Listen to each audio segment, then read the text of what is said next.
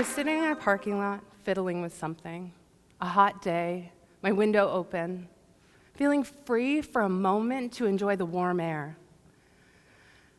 As I went to buckle my seatbelt, I felt the right side of my face hit the passenger side of my car. How'd I get to the passenger side? I remember the sting in my face and a pain in my shoulder. Panic filled my body as I realized that it was him driving. I was trying to escape him, and here he was, laughing at my stupidity, shouting obscenities at me. The hair standing up on my arms, my fingernails finding their way to the door and digging in. I pled for him to let me go, that it wasn't worth it. As he sped towards the rural logging roads, I worried that this was the moment that he would finally make good on his promise to kill me.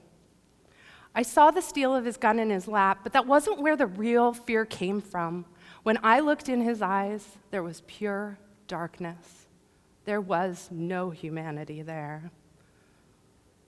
I opened the window and attempted to scream. I don't know to this day if the screams were audible, but I screamed with every piece of my being.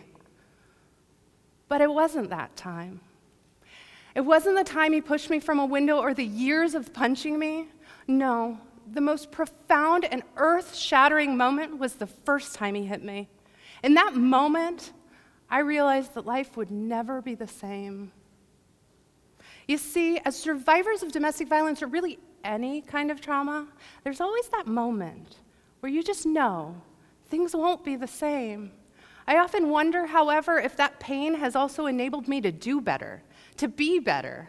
Because as your innocence is being stripped, you're also becoming powerful. You become a member of a group that has truly survived. I am brave and vulnerable and resilient, and there are many others like me.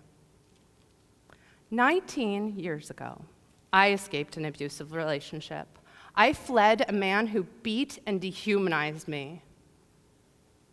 I remember clearly making up stories about my injuries, being beaten, and struggling to maintain a belief that I mattered as a human being. Leaving was hard, but admitting what had happened was harder. Because I wouldn't admit what had happened, people didn't understand what I was doing. I left and became homeless and lived out of my car for about a year. Even in preparing for this talk, when I told my mom that I wanted to talk about my victimization and homelessness, she said, "You didn't have to be homeless, Felice. You could have lived with us."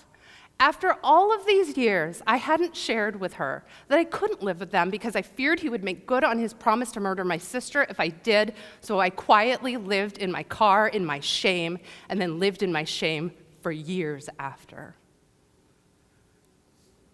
So you might wonder what I did once I escaped. Well, if you follow my model, you stuff your shame in a suitcase and pretend it doesn't exist. I threw my shame into my career and worked on developing my life professionally. I pretended it wasn't there. I worked hard, and after a few steps, I became an associate superintendent at this very facility. Time and again, in a conversation, someone would describe me as tough or strong or someone you can't hurt. See, that's what I wanted, for people to be able to see me as strong and tough, as someone they couldn't hurt. But that's not the truth. That's only a fraction of who I am. When you can't even admit to your own past, make good with it, and move forward, how can others possibly connect to the authentic you? They can't, they didn't, and I felt alone. I felt like I was on an island of perfect people and I was the one, pretending to be like the rest of the people. That's not the truth. I'm not unique. 1 in 4 women in the United States has been involved in domestic violence. 1 in 3 has been sexually assaulted. As for the men, let's just say that we know they're dramatically underrepresented in statistics, but there are many men who are survivors as well. Everyone has a suitcase. It might be a carry-on, or the kind that costs you an extra $50 and puts your back out. Regardless, when we reveal our authentic selves, we create a trusting world, a world where it feels safe to unpack our suitcase. We help victims become survivors, and our community can respond to our needs in a profound way. It's Domestic violence is not a small problem.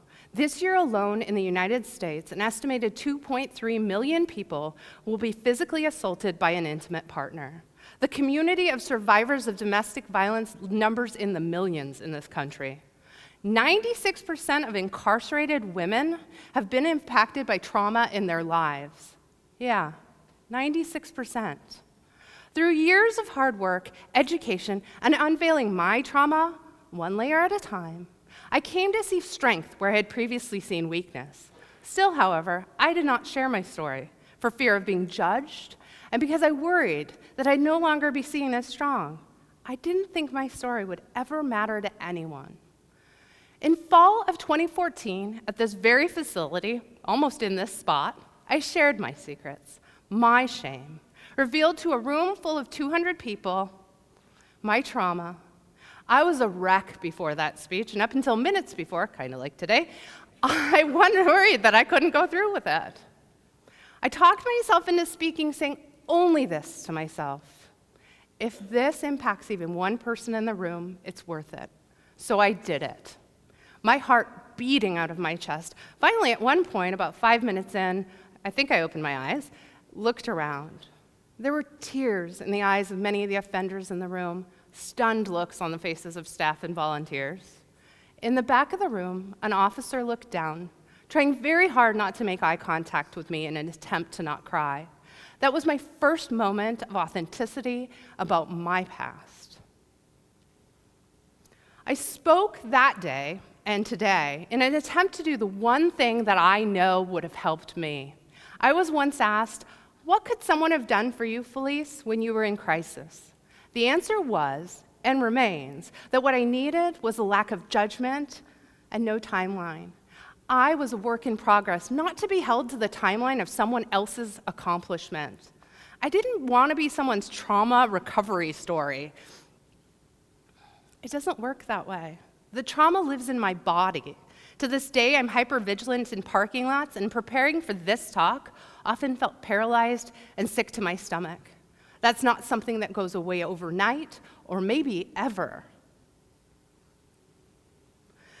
I wish I would have known years ago that there were others like me. What happened after my speech that day was the ones like me came out of the woodwork.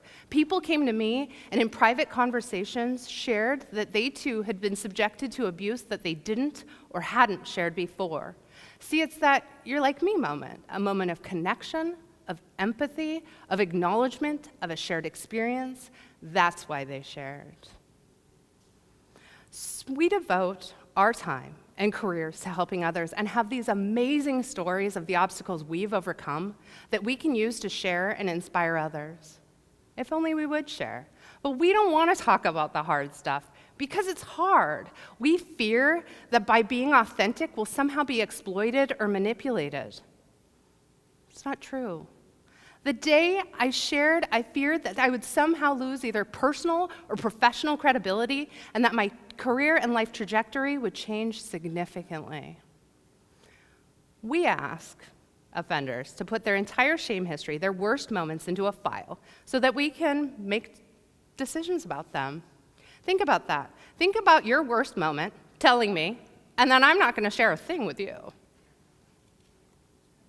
There's so many people that need those of us that are further in our journey to be open to create a world where a young girl doesn't feel the need to build a separate persona or push her secrets into a suitcase that will inevitably break open.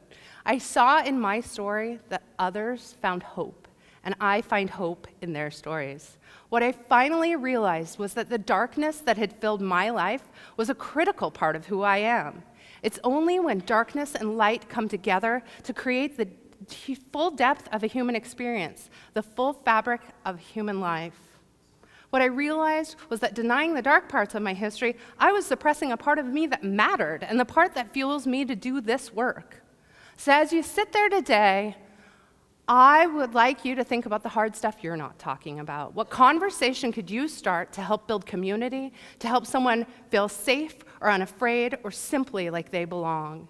If we all start to talk about the stuff we're afraid to talk about, we can build community and acceptance. I'm rewriting my story. To the women here, to the staff, visitors, and to anyone who's been victimized, I want to tell you this. And more specifically, to my abuser, this one's for you. We are not your victims. I am not your damsel in distress. This is my story, and I'm the effing hero in this story.